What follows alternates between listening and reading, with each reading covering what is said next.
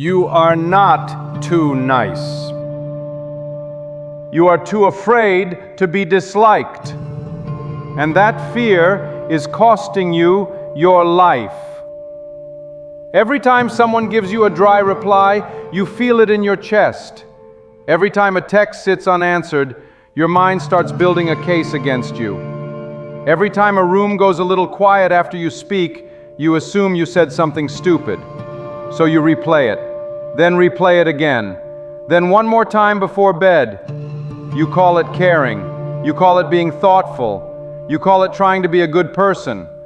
But most of the time, that is not what it is. It is fear. Fear of rejection, fear of conflict, fear of losing people, fear of standing alone with your own opinions and your own decisions and your own name on your life. And because that fear feels unbearable, you start shaping yourself around everybody else. You soften your tone, you laugh when something is not funny, you say sorry when nobody asked for an apology, you backtrack your own opinions before anyone can disagree. You become easy to be around, easy to ask, easy to lean on, easy to use. And after enough years of that, you wake up in a life that does not even feel like yours. That is why this matters. Not because overthinking is annoying, not because people-pleasing is unhealthy. Because if you do this long enough, you do not just lose peace, you lose identity, you lose direction, you lose years. And one day you realize the man you became was built almost entirely from other people's expectations. For a lot of men, this starts early. Not with some giant betrayal, not with a dramatic collapse, with smaller things. School hallways, lunch tables, friend groups, trying to read faces, trying to avoid embarrassment, trying to figure out what version of you gets the safest reaction. So you split yourself into pieces. With one group, you are quieter. With another, you are funnier. With another, you are tougher. With another, you are softer. You keep adjusting until you can fit almost anywhere. And at first, that feels like a skill. People say you are chill, easygoing, mature, nice. You seem adaptable. But there is a hidden cost to being everybody's version of acceptable. Nobody ever gets the real you. Eventually, neither do you. That is when life becomes exhausting, because you are never just living. You are monitoring, scanning, correcting, performing. Even when nothing is happening, your mind is still working overtime. Why did she answer like that? Did that joke land wrong?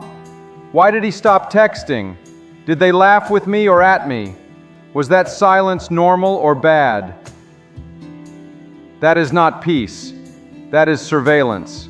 You turned your own mind into a security camera pointed at your identity. And from the outside, you can still look fine, confident even. That is what makes this trap dangerous. A man can look functional while internally being ruled by approval.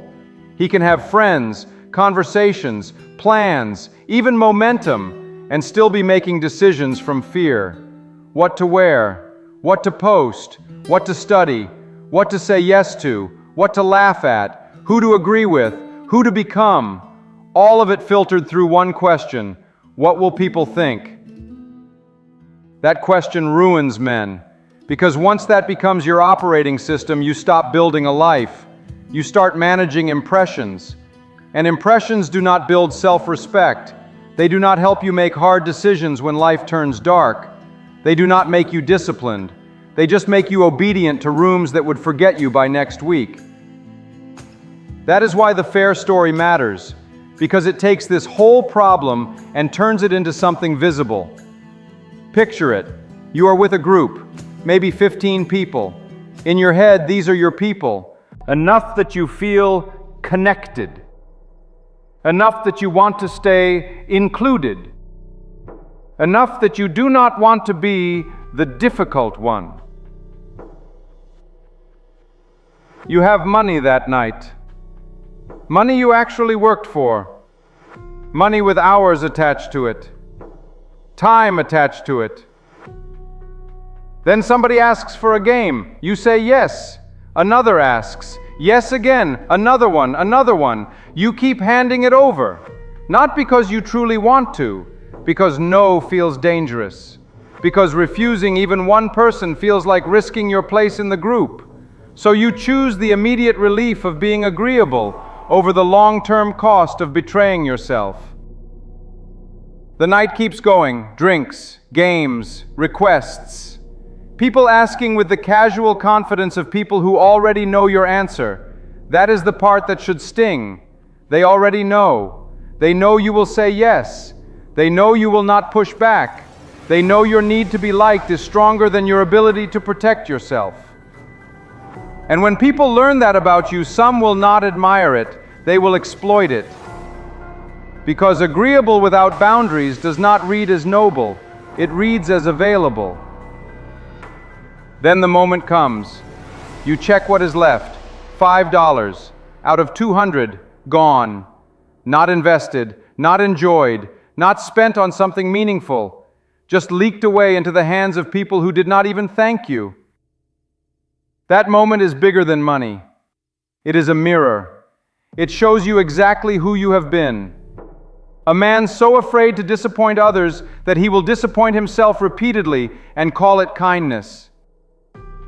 Then comes the real knife, the screenshot, the group chat, them laughing about how easy it was, how they played you, how obvious it all was. That kind of humiliation does two things. It can make a man bitter, or it can wake him up. And if he is honest, really honest, the wake-up call sounds like this. They did not create this weakness, they revealed it. That is a brutal sentence, but it is the one that actually changes you. Because the day you stop making everybody else the villain for a pattern you help train, that is the day your rebuild can begin. Now let me be clear, this does not mean everybody is evil. It does not mean become cold, arrogant, or fake tough. It means you finally understand something essential. A man without standards teaches people how little his no means. And once your no means nothing, your yes becomes worthless too. That is why people-pleasing destroys respect. Not just other people's respect for you, your respect for yourself. Because every time you silence what you really think, every time you agree to what you resent, every time you apologize for existing in a room, your mind keeps score. It records the betrayal. Maybe nobody else notices. You do. And that is why your confidence gets weaker, even while you look nice on the surface. Confidence is not built by being approved of. It is built by seeing yourself tell the truth and stand on it. So how do you rebuild? Not with speeches, not with pretending you suddenly do not care what anyone thinks. You rebuild with small acts of honesty. First, you catch the spiral, the delayed text, the dry reply, the awkward silence. You feel the old story forming. They hate me. I messed it up. I need to fix this. And instead of obeying it, you stop. You ask a better question. Does this actually matter? Then another. Does this person actually shape my future? Then another. Am I reacting to reality or to my fear? Most of the time, the answer will embarrass you, because most of the time you are handing emotional authority to people who barely deserve conversational authority. Then comes the harder part. Saying no. Not with attitude, not with a speech, not with guilt leaking out of every word. Just clearly. No, I cannot. No, not this time. No, that does not work for me. No, I do not agree. The first few times feel unnatural. Your body will panic, your chest will tighten, your mind will predict disaster. That is what happens when you have trained your nervous system to confuse boundaries with danger. But then something surprising happens. Most people move on. They ask somebody else. They barely care. And that teaches you a lesson your fear never wanted you to learn. You were shrinking yourself for an audience that was not even paying attention. Then you start noticing who gets angry when you change, The people who only liked access to you will resist your standards. The people who actually value you will adapt. That separation hurts, but it is healthy, because a smaller circle built on respect is worth more than a bigger circle built on your compliance. This is where masculine identity comes in. Not the fake internet version, not aggression for the camera. I mean something older and harder than that. A man who knows what he stands for. A man whose words have weight because he does not throw them around to manage reactions. A man who can be kind without being weak, helpful without being spineless, calm without being passive, open-hearted without being available to everybody. That man is not built in one breakthrough moment. He is built every time you choose truth over approval. Every time you let somebody misunderstand you instead of abandoning yourself to keep them comfortable. Every time you keep your word to yourself. Every time you stop apologizing for taking up normal human space. Because the deeper issue was never really social anxiety. It was misplaced allegiance. You were loyal to other people's comfort while betraying your own future. That is why the cost felt so heavy. Not because a few people used you, because every day you lived this way, you kept drifting further from the man you were supposed to become. And wasted time is one of the hardest things to swallow.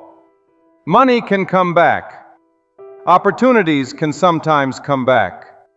Reputation can come back.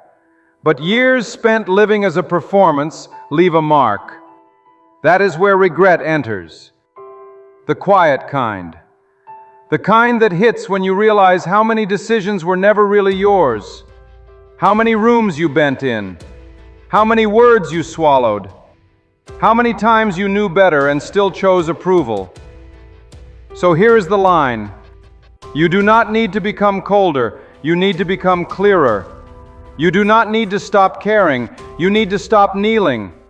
You do not need everybody to like you. You need to be able to live with yourself when the room goes quiet. Because the real question was never, why do I care so much what people think?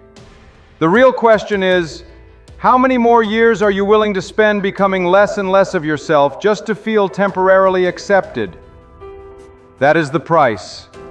Not embarrassment, not awkwardness, not a few people pulling away. The price is waking up late to your own life and realizing you spent your best years trying to be chosen by people who were never worth following in the first place. Do not make that your story. Start drawing lines. Start telling the truth. Start choosing what you actually want. Start building the kind of discipline that does not collapse the moment somebody looks disappointed.